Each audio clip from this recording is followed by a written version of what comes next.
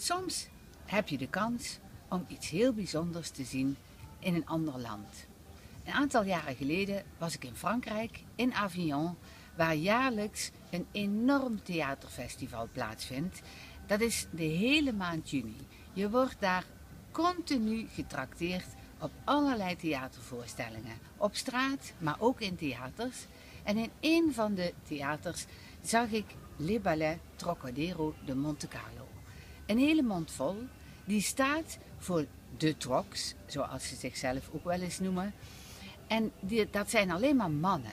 En mannen die ballet maken, denkt u misschien, wat moet ik me daar dan bij voorstellen? Het is geen travestietenshow. Het is prachtig gedanst ballet, waar je echt denkt van, nou, dat zijn geen mannen, dat zijn vrouwen. Zo sierlijk en zo mooi gedaan. Soms nemen ze ook het ballet op de hak. Daar zit humor in.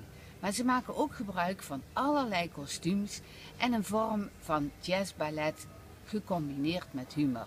Maar bovenal blijft gewoon de prachtige beweging, de dans die echt helemaal af is. U zult genieten, net als ik het toen gedaan heb.